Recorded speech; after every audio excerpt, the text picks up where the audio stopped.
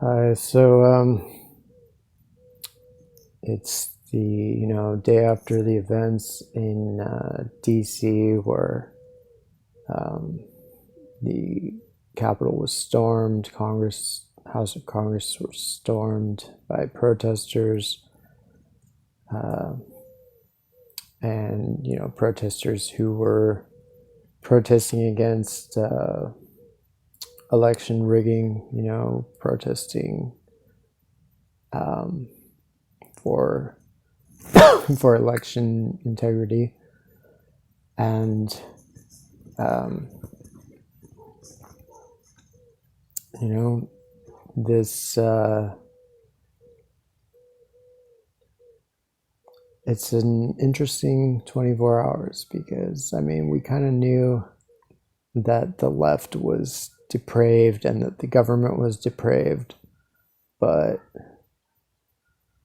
we I don't know, I guess I didn't quite realize how depraved they are.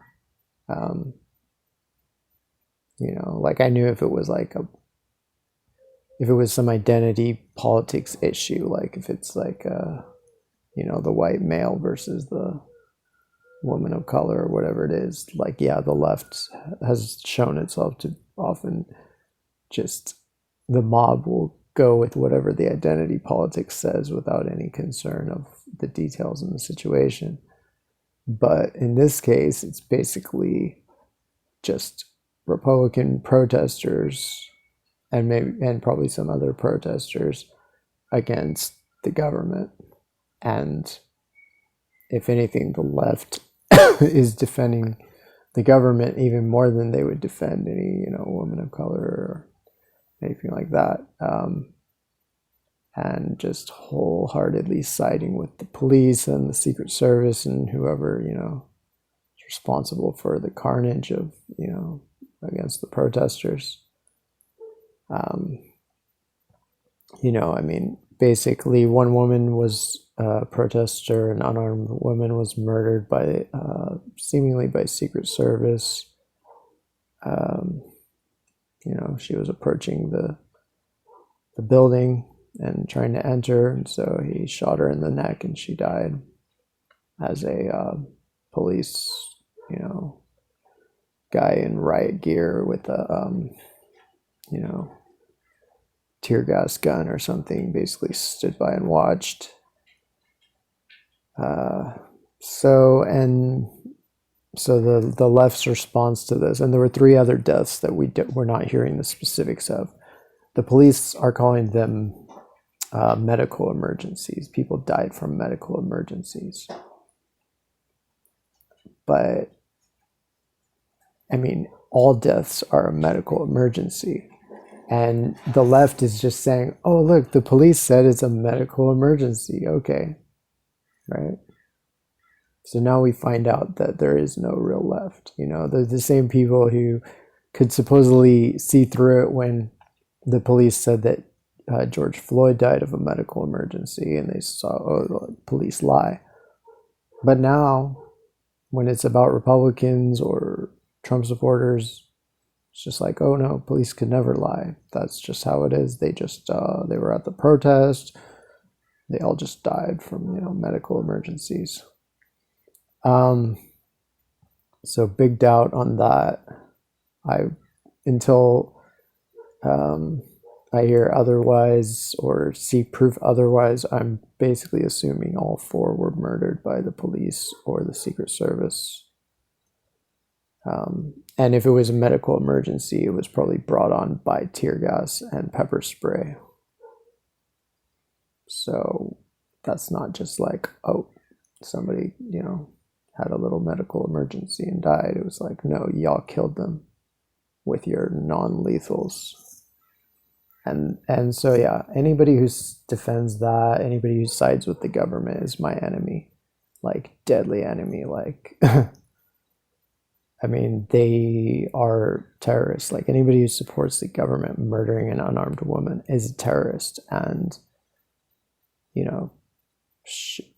like, if they were all marched to Gitmo, I wouldn't mind. I certainly wouldn't mind. Like, so this is a great eye into why the left doesn't succeed in the US, because there's no left in the US. There's no left. The real people who are populist, who kind of might, who would be a left and who probably are the only people who could be real leftists, are either disaffected from politics or they're pulled into conservatism by all the blatantly right-wing elements of the quote-unquote modern left, um, all the attacks on freedom, the kind of Stalinism. I mean, Stalinism is right-wing. It's right-wing. Like, even you talk to Stalinists, they call anarchists leftists, like with derision. They use leftist as a term of derision. So Stalinists are not leftists, they're right-wing. They're just replicated like mercantilism, absolutist mercantilism.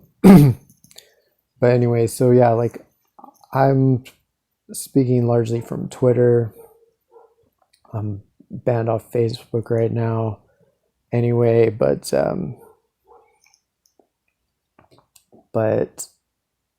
yeah, on Twitter, like, I follow mostly all leftists, primarily leftists, and probably some centrists and stuff, and yeah, that's it basically. But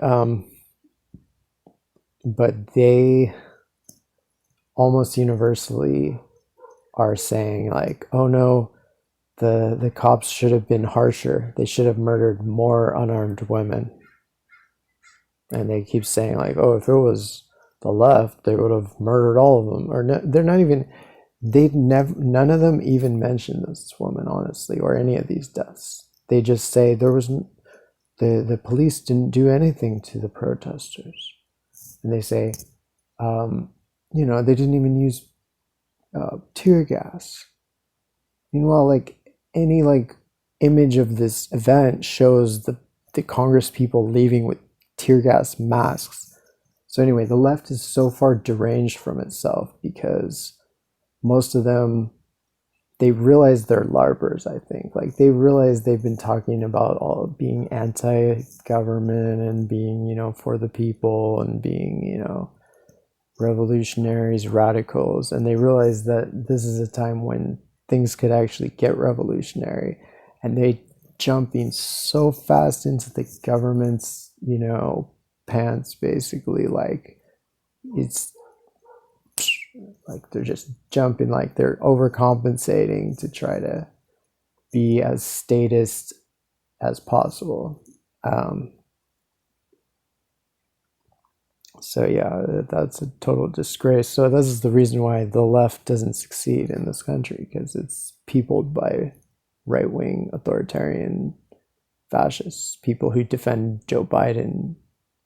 I mean, there's almost no right-wing thing that Trump has done that Joe Biden hasn't done something similar or even worse. Yet these people are shilling for Joe Biden and thinking that that makes them leftist. That's like somebody shilling for Hitler and saying, well, he's a national socialist, so like we're on the left, so we're the good guys. No, you're not the fucking good guys. Y'all are Nazis. And yeah. And this is what we see with all this rhetoric that's been building up, that like all Trump supporters are Nazis. Like, I mean, are most Trump supporters Nazis? On some level, yeah. The same level, basically, that most Biden supporters are Nazis. Because they support, I mean, Biden and Trump are like the same guy almost in terms of their actual past and policies. Except that obviously Biden has a much larger body count. And so yeah, it just shows that it's like the not, what is this? It's like Hitler versus Stalin. Hitler marches into Russia. I mean, and honestly, I mean, in this instance, I think that I mean, there certainly are people like that on the right, and there are people who will excuse any kind of deaths that happen to leftists. Like a lot of the right wingers, they cheer on when leftists get killed. So it really is the same. But I would say, yeah, I mean, what can you say? It's really like the same. They're both, like both sides, like they can be, like both sides can do good things, honestly. Like I've seen Trump supporters take good positions, regarding like Assange, regarding anti-war, regarding all this type of stuff. But as long as it's kind of in their specific tribal lane, but once it goes into the enemy lane, both of these sides put so much stock in the demonization of other, like I think maybe it's some of them because they have no real principles, so they kind of use that to overcompensate. They're like, if I just focus really hard on that, I'm against those people. But like being against those people is not a principle, really. I mean, I guess it's a principle, but it's not a very involved one, and it's in practice it could mean almost anything, because those people might do something you don't expect. They might do the thing that you were going to do, and then you have to do the opposite thing because because that's your only principle. It's just like, when you have no principles, then, but you have to try to make it look like you do, then you can just be like, well,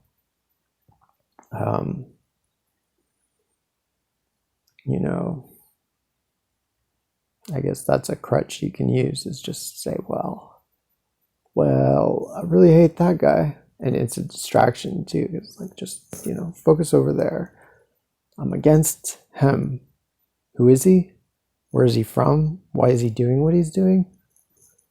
Don't ask me that. What are you with him? That's how these scum are. There's classic Nazi, classic authoritarian, classic dominator mentality, and like just tribalistic bloodlust, basically.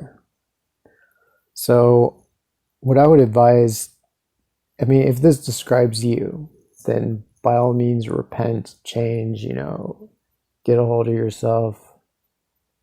I mean, I guess we all make mistakes, but like, Jesus Christ, people. And if you're not like this, thank you, and stay safe, I mean, that's like, stay safe from them. Like, honestly, at this point, at least with yesterday's events, I'm entirely on the side of the protesters, because, I mean, at least in the sense, like, for those of them that might have wanted to kind of, install Trump, or like, decide the election, because I don't really have a preference between Trump and Biden. They are the same person, like I'm saying. They're the same policies, the same track record. So obviously I don't care about that. That's not what I'm supporting, but I'm just supporting the call for electoral integrity, the call to, and honestly, like storming a building of government, like entering a building of government where the people's representatives, quote unquote, like, yeah, but that's, I guess, what they're supposed to be, right? People's representatives. Like, if they're meeting somewhere, then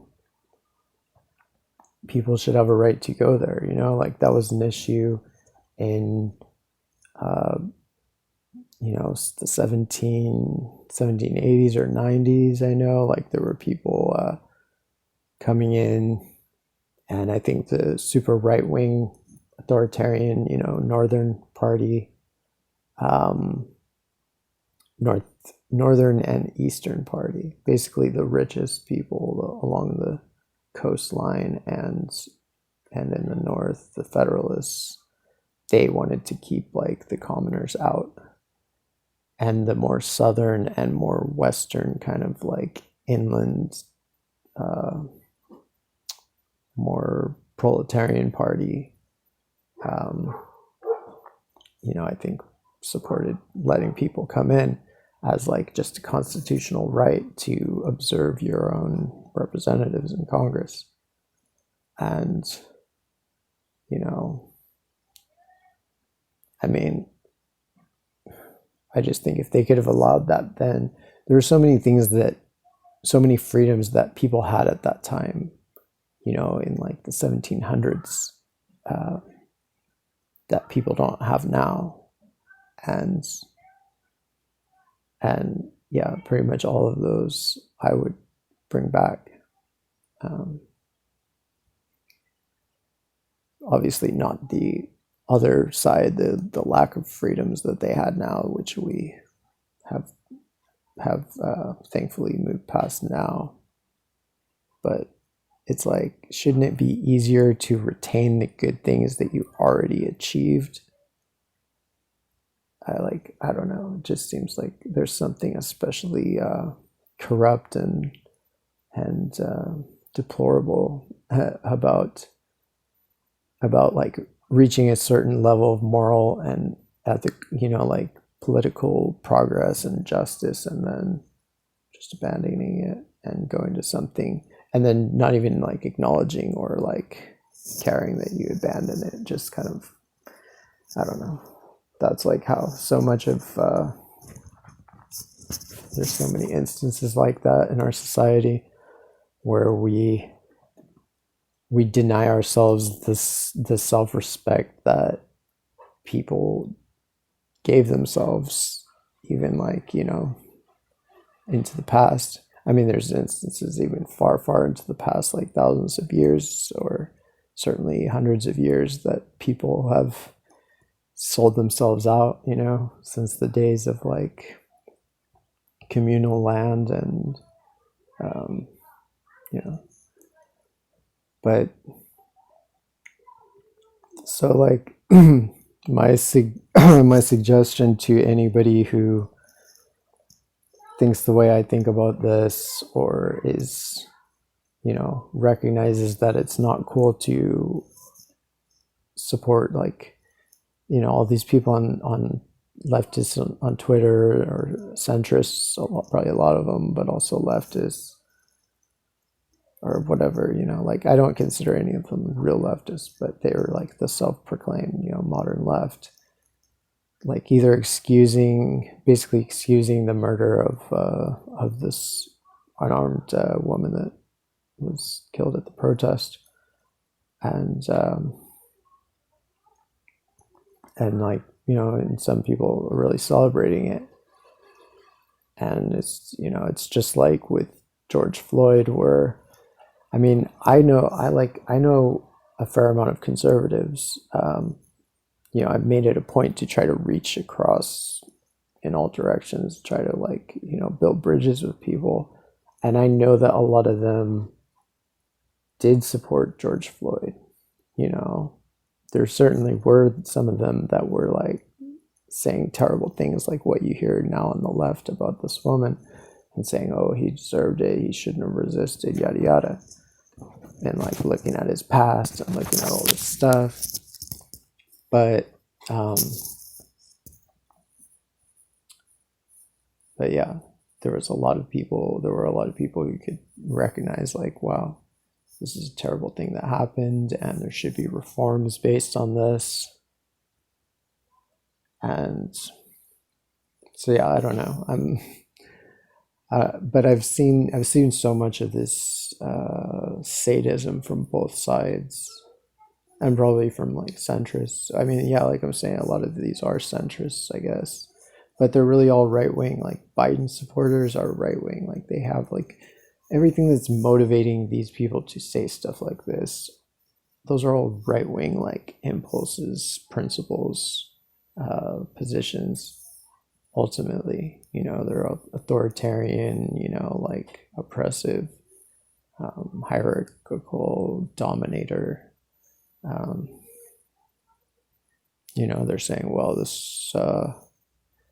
this woman was approaching this building where there were important politicians who are very valuable. Therefore, if she approaches to them, they have to kill her. Like, this is what we're seeing. And so it's really disgusting, like, I would like to see it called out more. Like, I'm one of the only people, and I mean, like, relatively speaking, there are relatively very few of us calling this out on the left at all. Certainly very few to the extent that I am. And this is how you get Stalin. This is how you get Mao. This is how you get Biden. This is how you get Trump. This is how all this stupid shit happens. And all these people virtue signaling like they're fighting the good fight by like just calling for the wholesale extermination of like the other half of the country.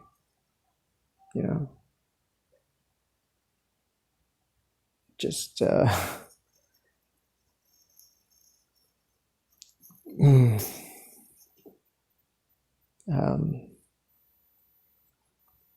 so be safe, take care, I mean, we need like a moral revolution in this country, like in the world. I believe we either need or we need like a moral revolution where people ultimately, like, they actually realize like you cannot celebrate like these terrible things, or there will be some consequences. Like, if there's consequences for anything at all that you do in your life, or at least especially anything you say, like, if there's going to be consequences for anything you say, then there should certainly be consequences for or if there should be for anything, then there should be for this kind of just immediate, like, I saw people say, well, like, they didn't know anything about the situation. They just heard like, oh, one of the protesters was shot. And they just said, well, I saw how lax the police were being, so she must have really done something bad to deserve it. So, just like anything to just assume. Like, it's like they glory in being stupid. It's like, instead of like opening their eyes and like looking at all the details, and then like maybe like thinking about all the details, and then maybe listening for a second, it's just like, oh no, Republican, yeah, dead. Like, that's, and they're proud of that. And maybe part of why they're proud of it is because, having no principles, they realize like they're kind of useless. But the only kind of way they can have some kind of value or use is by just shilling so hard for this tribalist thing. But I mean, I don't know. I hope that there's not, at the very least, I hope if there are people that are planning some kind of like civil war or something, and they really want to, do away with the other half of or the other, all the Trumpers, or all the left, or all the Democrats, or whatever it is. I mean, I guess one hopes that the more like evil-minded people on all sides, if that happened, would just like meet and like neutralize each other and leave the rest of us out of it. Like, I want nothing to do with your culture war, nothing to do with it other than to stop it. So, like, this is intolerable. And it's like, I mean, I understand if people don't want to like support, insurrection because they're scared of the government or whatever. Fair enough. Like, so just don't. You don't have to trash all these people, call them terrorists, and justify their murder by the state. You can. People are choosing to do that. There's no reason for them to do it. I mean, I don't even see anybody really demanding they do so. It's just like they're just doing it. That's just like the route they want to go with this. And I mean, obviously they're taking cues, and maybe that's all they know how to do is really take cues. And like they just maybe freak out if they see all the buzzwords and the people that they want to follow saying something, and they're not able to like follow along with it. But yeah, I mean, people need to just stop following, like use your senses, like think things out for yourself,